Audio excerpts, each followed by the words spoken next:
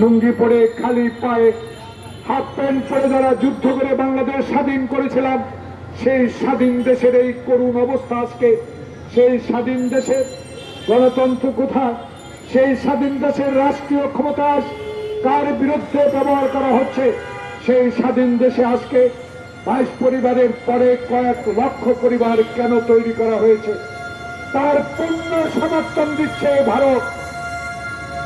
যে ভারতকে আমি বন্ধু বলি, যে ভারতকে আমি অসীম সাহসিকতার জন্য, মুক্তিযুদ্ধের সমর্থনের জন্য বন্ধু হিসেবে ভাবি, সেই ভারত আজ পাকিস্তান থেকে আমাদের মুক্তি করতে সহযোগিতা করলেও বাংলাদেশে এমন একটি সরকার, যেই সরকার পাথরের মতো বাংলাদেশের মানুষের বুকের উপরে দাঁড়িয়ে আজকে যে কলঙ্ক অধ্যায় সৃষ্টি করছে, সেই সরকারের সহায়ক সরকার বলে আজকে আপনারা দাবিদার এই ভারতীয় সরকার।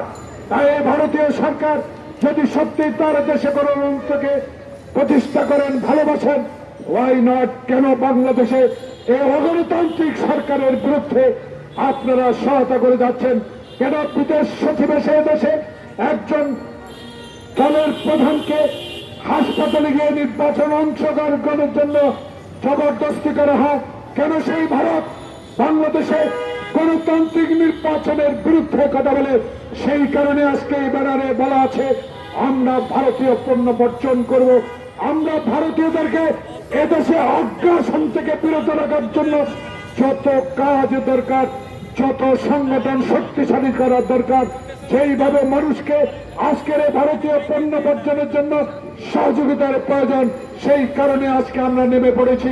আমরা চাই বাংলাদেশে এই ভারত যেন আজকে আমাদেরকে আগ্রাসন থেকে নিস্তার দেন। তাই এই সরকার আপনারা এই রাষ্ট্রীয় যন্ত্র ব্যবহার করে, রাষ্ট্রের কর্মচারীকে ব্যবহার করে, রাষ্ট্রের আইন শৃঙ্খলাকে ব্যবহার করে বাংলাদেশের বিএনপিকে চিরতরে শেষ করে দিবেন। বাংলাদেশের বিএনপি নিয়ে আজকে সরকারি দলের সাধারণ সম্পাদক যেই সকল বক্তব্য দেন, এই সকল বক্তব্য আজকে গ্রহণযোগ্য নয়।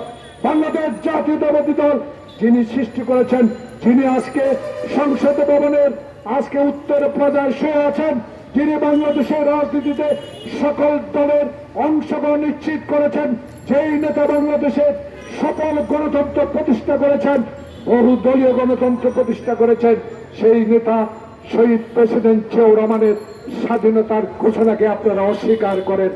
আমরা আজকে বলতে চাই, আপনারা যতই অস্বীকার করেন, বাংলাদেশের তখনকার 6 কোটি মানুষ যার গলার আওয়াজে বাংলাদেশের স্বাধীনতার যুদ্ধে অংশগ্রহণ করেছে, বাংলাদেশের এই মানুষ এখনকার প্রজন্ম ইতিহাস থেকে শিক্ষা নেবে, কোনোদিনও আপনাদের কথায় কান দেবে না। জিয়াউর রহমান এই স্বাধীনতার ঘোষক, জিয়াউর রহমানের এই বহু গণতন্ত্রের প্রবক্তা।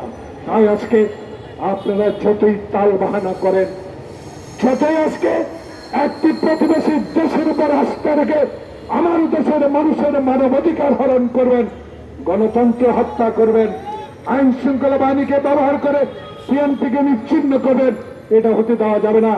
আপনারা মনে করেন না 2024 সালের 7 জানুয়ারি নির্বাচনে আপনারা জোর দখল করে, সংসদ দখল করে 100 দিনের আজকে উদাহরণ আপনাদের দিতে চাই।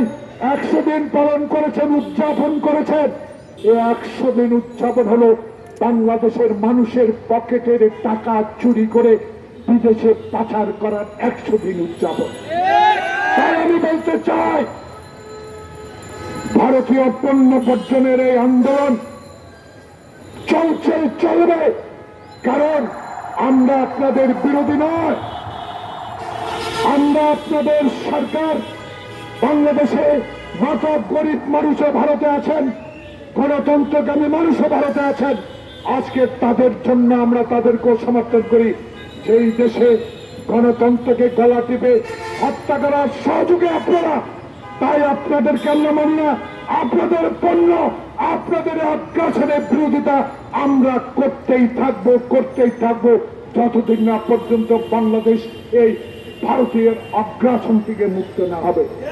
প্রিয় ভাইয়েরা, আজকে তাই সরকারকে বলতে চাই, দয়া করেন, অনুগ্রহ করেন, আর এইসব কথা বলে বিএনপিকে নিচ্ছিন্ন করতে পারবেন না।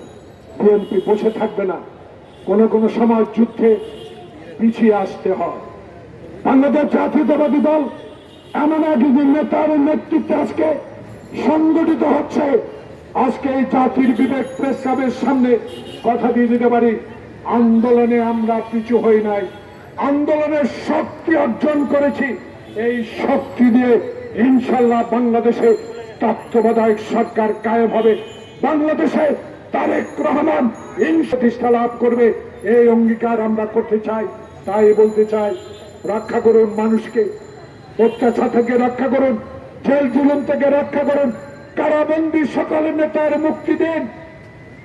যদি মুক্তি না দেন, ইনশাল্লাহ সময় আসবে, ইতিহাস কথা বলে, যারা 1 মিনিটে গণতন্ত্রকে গলা টিপে হত্যা করেছেন, যারা ভোটের বাক্স হেলিকপ্টারে এনে সিন মেরে আজকে জয়লাভ করিয়ে দিয়েছেন, তারা 2024 সালের ভাইয়ে ভাইয়ে নির্বাচনে আবার সংসদ তৈরি করে, বিরোধী দল তৈরি করে টিকে থাকবেন। আমি রাজনৈতিক কর্মী হিসাবে, একজন মুক্তিযুদ্ধ হিসাবে এটা বিশ্বাস করি না। জয় অবশ্যই বাংলাদেশের হবে, বাংলাদেশের নিরীহ মানুষের হবে, যার নেতৃত্ব দিবেন তারেক রহমান।